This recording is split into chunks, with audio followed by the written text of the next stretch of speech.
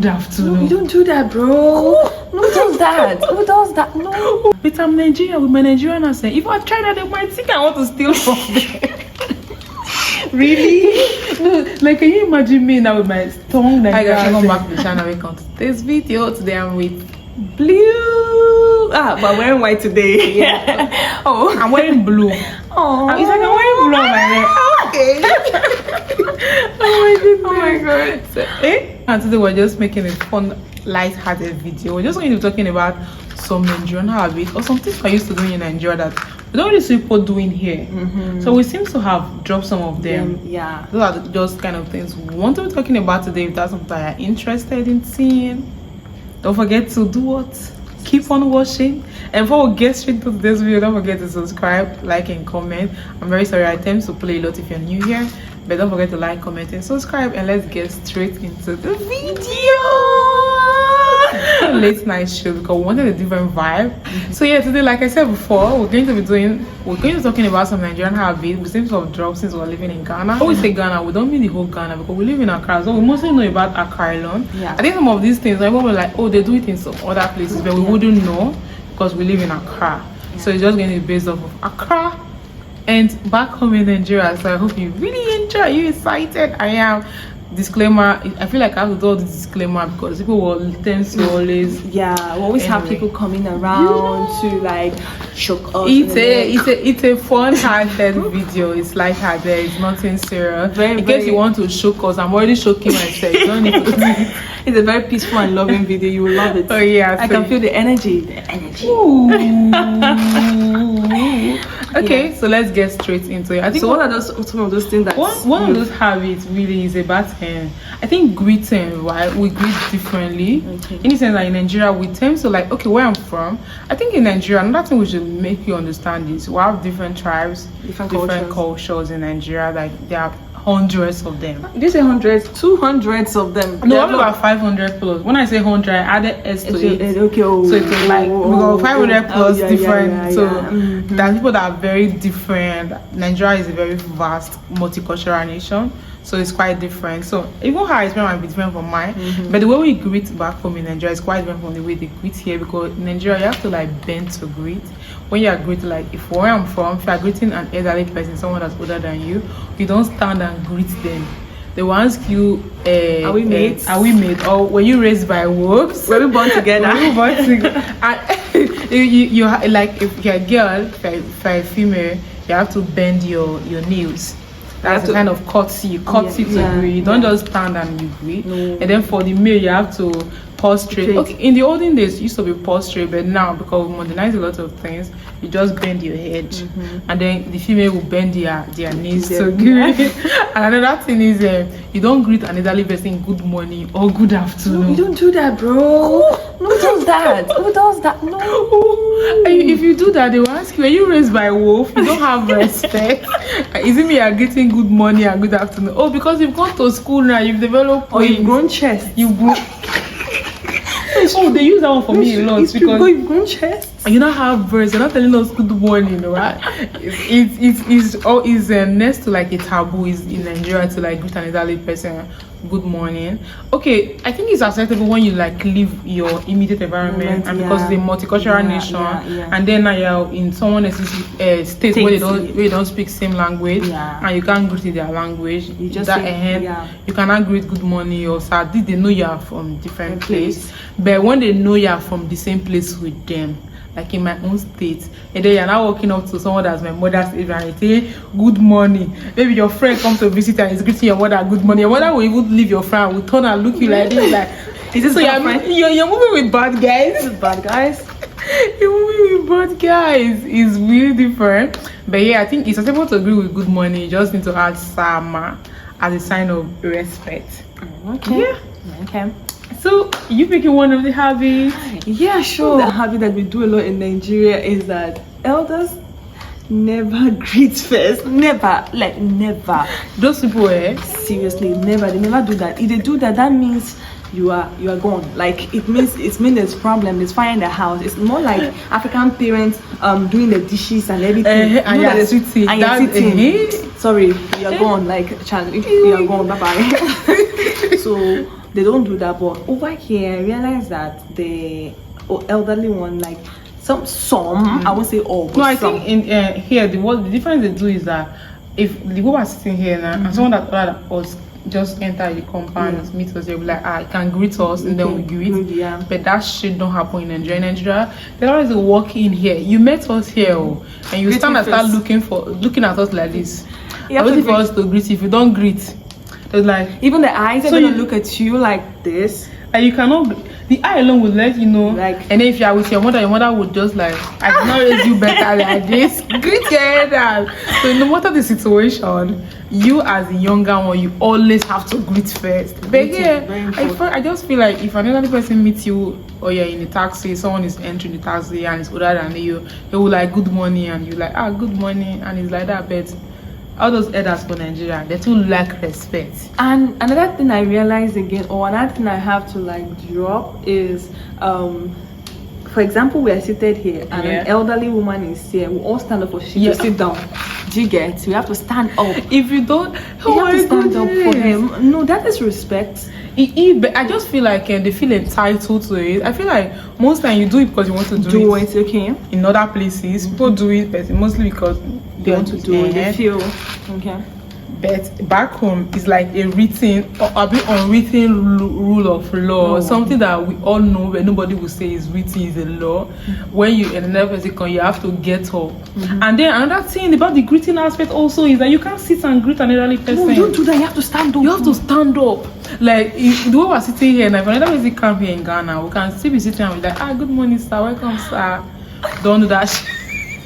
You know, this is people. You have to stand up and now bend to greet. It's just respect. It's a bit excessive, so we will do that whole excessive greeting thing. I think this greeting point is going to be so vast because another thing we do is we do excessive greeting. You see, when you meet someone in your street, someone that knows you, an elderly person, you can't just greet them and you just move past. You have to stand and wait for them to finish asking you everything they want to ask you. How is your father? How is the generation? Have you married? Have you done this? Have you done that? Oh my goodness, like if you say, I'm in a hurry, I will say, if disrespect them, when they see your mother, they'll tell you your picky dog grow wings, so wings and horn, bro. Your picky dog grow wings, so and this thing mostly happen maybe if you've been around for a while and then you travel and then you return and you do something like that. Hey, your name, the only they will say, that one don't go develop wings.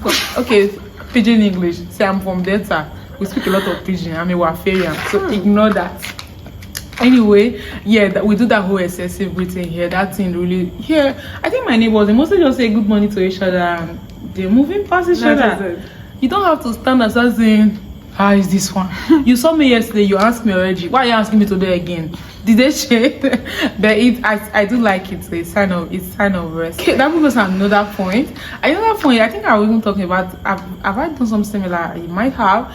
Another one of those things we do a lot in Nigeria is the fact that, like, if we're walking along the streets or even in the marketplace, anywhere you see an elderly person carrying something heavy, you are expected as the younger one to take the load from them. Really? Yes, because if you let them carry that load and go like that, it means you are disrespectful. So it's very like normal to see someone in the marketplace or anywhere or along the road, like another person you know in your area carrying load. You just take it from there and take it home for them before you go to your own house.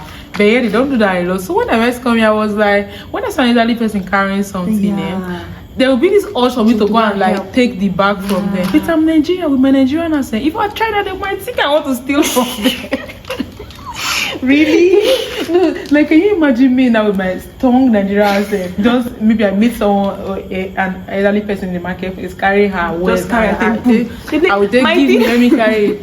They say, I'm on this Nigeria, she want to steal from us, she want to rob us. So I literally had to learn to like not do it, don't because I was already used to it. It took a lot for me to drop that because my place, you are expected to take that load. I feel it's a good thing. Like, it shows that you it's sign of respect, but then cultural differences, you can't take your own culture to someone else. But I feel some people will appreciate it, but it will be weird to them, like, hey, what are you doing with my thing? Bring my hair. because they don't have that here. So me walking up to somebody along the street and say, "Give me, let me carry that for you." Straight. I mean, it's normal in a way. It's not like today. My neighbor was coming in and he was just at the gate. I was close to the gate, so I had to open the gate. No, that one is normal. Yeah, you can do that one. Open the gate for normally to be like, oh, I don't know you, so I like. If but I have to like open like just like a reflex thing. A reflex you understand? The gate man was not there. I had to push the gate myself and all of that. So I feel it's a very nice culture to practice. It's a nice culture to practice, but you can't take that culture. I just feel like maybe if I was from a different country with a different accent and I do that, might be a bit more acceptable here, because here as in Nigeria, I am taking someone else's things. I want to help you. They won't believe I'm helping. No, so I just. Well, I believe if you know the person, it's easier. No, okay, like if you know the person, like my neighbor, for example, it's easier because you can just like, oh, let me carry that phone for you. They will let you do that. But if you just stranger, you just like someone on the street and like, I'm carrying it for you, or maybe you see a woman in the marketplace carrying bag, maybe going to the truck station, and oh, let me help you and carry it. When I beg you, for they will see Nigeria has done it all. Anyway, and another thing I got to drop off, another habit I got to drop off is this habit of having Nigerian parents or neighbors always saying that and asking about other children or they don't mind their business. Like they'll be like, oh, so that you're picking, we ain't they don't marry, you don't want picking. Okay, they are married, you'll not see chook eyes. You don't want picking. If you've not born. Now that waiting they happen, that one of you born. Or if you born one, when you go born the second one. Or maybe when you leave home for school and you graduate and you come, and maybe your mother is not telling you, my kid don't graduate. Do not ask what's next. Then they will not come and be asking you, when you bring man come house. These people, they were asking you to bring man home. Then while you were home, they would never want to see you with a man. So it's crazy. It's crazy. It's kind of like, I'm not your child. Why are you asking when I'm getting married? I think they are concerned because they say that it takes a community to raise a child. They believe like where we're from, they believe that everybody in your area owns you. Yeah, their own child. Everybody. But I just feel like that is too intrusive. It's not a bad thing, but when they do it excessively, it's bad. And they do it excessively. It's good in the sense that if you see a neighbor's child crossing the road and the parents are not there, I mean, it's your responsibility for you to go and help out the child. No, that one is quite different from asking questions about. Because of that thing, they feel that they own, like they have access to you. Kind of. If they've not seen you for like 2-3 months, they will see your mother. Where this one? Where that one? Okay, like when I follow my mother to the marketplace, most time I will get so angry because when she meets her other friends, they will talk and they will ask of every of their child from each other. No, but it's cool. It's excessive. I just feel like it's okay to like, hi your children, they're fine. Okay, you're gone, right? Okay. But then they have to start asking, how is Blue? How is Beatrice? How is Glory? How is this one? Where is she now? You know, they don't the way you call her. So what is she doing? What is she doing in Ghana? They ask questions, excessive questions about each other's kids. But I do feel like I like the sense of community we have. Because I feel like that together is a sense of community that we have. So we feel like if they've not seen you for a while, they ask them to always it shouldn't be excessive. It should not be excessive. It can be a bit intrusive. I mean, they don't do that in Ghana here. Like they do not. I just feel like in Ghana here, right, they have a sense of community, right? But they mind their business. Seriously, I don't think they do that. Like, or maybe they do it in rural places. Maybe they do because maybe they might do in their language. You understand? Okay, and we might not be aware of it because I think that's guys. Let us know if you guys they do that. Yeah, let us know because it might be an African thing. Do you understand? Because I don't feel like African parents they have that. Those guys. But don't be too quick. You'll become an African parent one day. Hello. I think our set of African parents will be different because we've seen a lot of things. Okay, some of these things are actually very good though, but then we know how to pick at the excessive ones. And just but I do like the sense of community we have in Africa. I think that's one thing we have in Africa that people outside of Africa don't have. Like people outside of Africa, they have loans, they have different things to fall back on when they face hard times. But here in Africa, because we don't have access to things like that, overdrafts and all of those things. What we have access to here is community. Like when someone is sick, people in the area, they will contribute money for you. So I think because we have that sense of community, we know how to come through for each other. We don't have insurance, they have insurance over there. Our own insurance in this part of the world is our family and the community. Family and friends. So yeah, when you look at it in a way, it's like that sense of community. Like if someone dies now in my own place, the whole family, the whole community, they contribute money for the burial. If someone is sick also, they contribute money for it. So I think that's the good aspect of that sense of community that we have. But let's not be too intrusive. Wait, let me add up this one. There's something I've also dropped off. You know, in Nigeria, when a family or someone is getting married, it is the sole responsibility of the man to provide all of those things. You understand?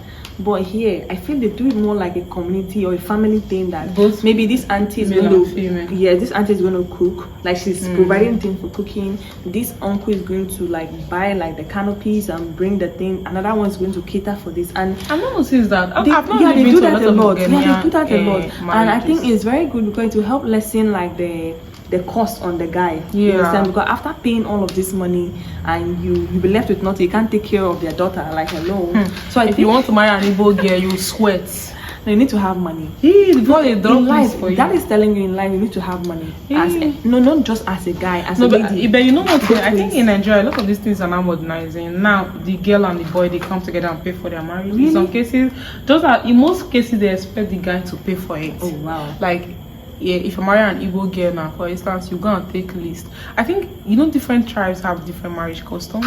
Like where I'm from, our own marriage custom is you're just coming to pay the bride price, and the bride price in my own place is change. They don't take any good money from you. It's true. The bride price is always something very little. The rest are just and then when you pay the bride price, they will not give you money from there also back to the groom. Like they don't take complete bride price because they're not selling the girl. So it's like they're giving you, you have to take care of our daughters. They take this.